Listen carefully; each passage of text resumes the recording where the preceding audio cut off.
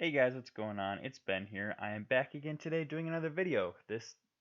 Today we're going to be continuing the Rise and Fall series, which is a series I've been doing on YouTube examining the rise of various NBA contenders throughout history and then how they peaked, plateaued, and then ultimately started falling apart. So in today's installation, we're going to be looking at the Brandon Roy Portland Trailblazers, which is a very interesting era, which is marred with a lot of what ifs and potentials. So Brandon Roy played for the Blazers between 2006 and 2012, but really the era that I want to examine is 2007 to 2011, which is really when they were relevant and a contender. So without further ado, I'm going to be getting into the video here, and if you want to check out any other videos in the series, check out the Rise and Fall playlist that's on my channel, and you can see a lot of other interesting time periods in NBA history and learn about various contenders and why they rose and fell. So first off, I want to go through a bit of the basics about how I've set up the page here. You have at the top the season that I'm referring to. On the top left, you have the team's record that season, what seed they were in the conference, and then their offense and defensive rating that particular season. And then you'll see on the bottom, I have the team's individual player stats, including games played, minutes played per game, field goal attempts per game, and the respective percentage. Same with three pointers, and then free throws, total rebounds, assists, steals, blocks, and points per game. So 2007 to 2008, the first real year that I think that they were contenders here. The team was 41 and 41. Didn't make the playoffs, but they were close. They had pretty middling offense and defensive ratings. And you look at this team up and down, and you had an okay team. You had all-star potential players in Brandon Roy and LaMarcus Aldridge, putting up pretty good numbers for themselves. Um, and then you had basically a plethora of role players around them who were playing pretty well for themselves too. Steve Blake and Martell Webster putting up pretty good respective seasons for themselves. Same thing with Jarrett Jack and Travis Outlaw. And really on down the line to Prisbilla, James Jones, and Channing Frye. I pictured James Jones top right just because I feel like it's so foreign to see him in a Blazers outfit. I feel like normally we're used to seeing him in a Miami Heat or Cleveland Cavaliers uniform because of his association with LeBron and Dwayne Wade and the Big Three. And then Travis Outlaw, pictured bottom left. I put him here because he's a very underrated role player who, um, you look at his stats here 43% from the field for a small forward, along with 40% from three, which is very good. And he should have definitely been taking more than one three-pointer per game. Putting up 13 points for his team, he was the third leading scorer, which is kind of easy to forget about. But he was a pretty good player in his time, and this was a good team, but basically just needed more help and more scoring ability, I think, and more consistent presence at center because Joel Prisbilla wasn't really cut out to be a starting center in the NBA at this point. We get into 08 to 09, which is the first season in which they actually had Greg Oden play some time for them. Of course, the season before, he had been drafted number one overall, but missed the entire year due to knee troubles, but this season he was active for the team, and they had a really good record of 54 and 28. They were a top four seed, and they actually, I want to point out, they had the best offensive rating in the NBA, which is super impressive. And that means that offensively they were basically the best team out there. Um, you had really good seasons again from Brandon Roy and LaMarcus Aldridge. Steve Blake had a pretty good season for himself. Same with Outlaw. Um, Rudy Fernandez was a role player who they had brought in over from Europe. He had finally come over after being drafted by them, and he played pretty well for himself. And then you had young guys like Nicholas Batum coming in, who also played okay for himself. And then Greg Oden, in his limited time that he was able to play with his minutes restrictions, he put up 9 points a game and 7 rebounds, which if you adjust to playing like starters minutes, like 36 minutes a night, he would have been putting up like 15 points and like it would have been like 15 or 16 points a night and like 10 rebounds, which is pretty good. If you get to the playoffs, this team they lost to Houston in the first round, who at this point had Yao Ming and Ron Artest and was pretty good, and was only one win worse than Portland. So as far as records, they were basically the same. Um, and if you want to look at like why Portland faltered in the playoffs, it kind of became the LaMarcus and Brandon Roy show, and all the supporting role players really fell off and started playing Um, Not nearly as good. Like Travis Outlaw, especially, dropped from 45% from the field in the regular season to 32% in the playoffs, which is atrocious for a guy that was basically their third option. Um, Rudy Fernandez dropped off a little bit too, and Greg Oden's minutes were pretty limited because of his injury issues. So again, a team that basically had two stars playing well, but basically their role players really didn't do very well and hindered them in the playoffs, and they just didn't have many options on offense.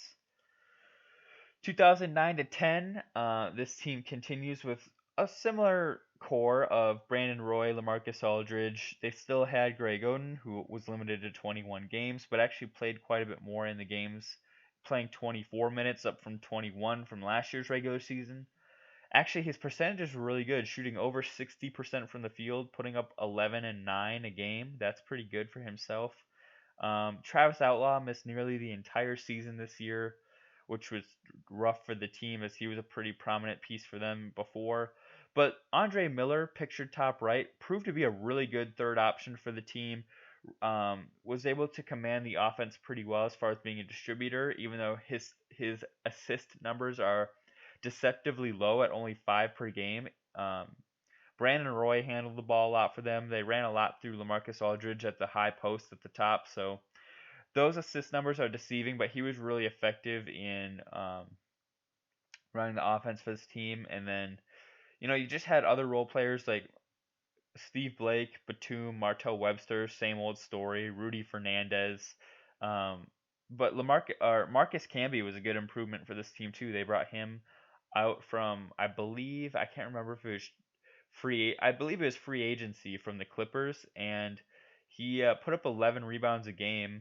He missed most of the regular season, and um, he was why the team's defensive rating was a little bit lower than it could have been. If he would have been able to play the full season, he would have really provided that solid starting center. But because he only played so much time and Greg Oden missed a lot of time, they still had a pretty big hole at center that a lot of times had to get filled by a pretty old and out of his prime Jawan Howard, who really wasn't fit to be starting at this point. But you get to the playoffs and they pushed Phoenix to 6 games. And again, you look at the team and you say, why did they fail? Well, Brandon Roy was injured for um, this series, missing 3 games, and then also being injured and not only himself for the other three.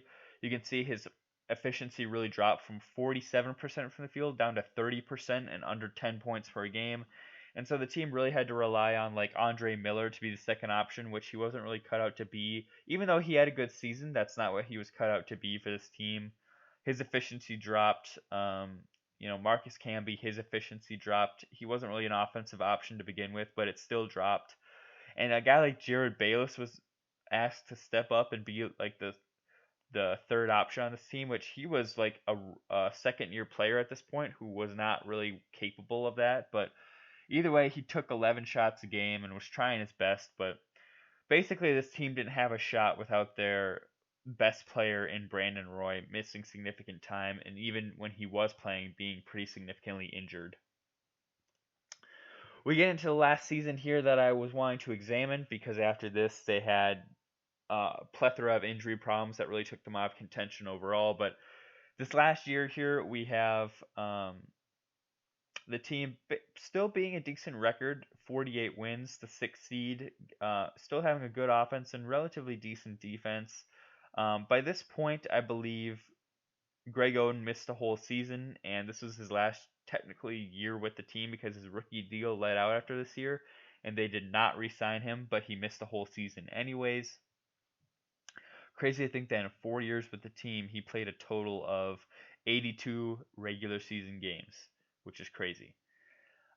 They mid-season traded for Gerald Wallace, pictured top right, who they traded a first-round pick for um, to Charlotte, I believe. First-round pick and Joel Prisbilla, I believe it was, and that was it. So that's actually a pretty good return. He put up pretty good numbers, 50% from the field, 16 points per game, and 8 rebounds, and a really good supplementary option. You still had LaMarcus Aldridge playing all-star worthy.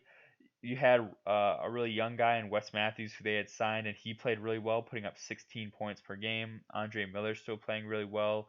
Nick Batum really coming into his own. And although you had all these really good role players and like Marcus Camby too, still having a really good season. Same with Rudy Fernandez, who actually his efficiency dropped off quite a bit, but he still was a good like guy to come in for spurts occasionally. But with all these other guys improving, the guy who you really saw take a huge step back with Brandon Roy, who missed nearly half the season. His minutes were down quite a bit from like 37 a game to like 28, and his efficiency dropped quite a bit as well because he was just constantly battling injuries, and he was only putting up 12 points per game this year. And so, although they had a lot better supporting pieces, like, you know, B- Nick Batum had his best season to date, Wes Matthews had a great season for them. They traded for Gerald Wallace, who had a really good season for them down the stretch, and Andre Miller still putting up good numbers. Same with Marcus Camby. Um, the fact that they're arguably their best player basically was falling off of a cliff was really troublesome, um, despite their great supporting pieces. And come the playoffs, Brandon Roy, as you see here, still played limited minutes, only put up 9 points a game. And the role players, which is always a problem with role players, their numbers can fall off in the playoffs kind of inexplicably just because they're not as consistent as your stars.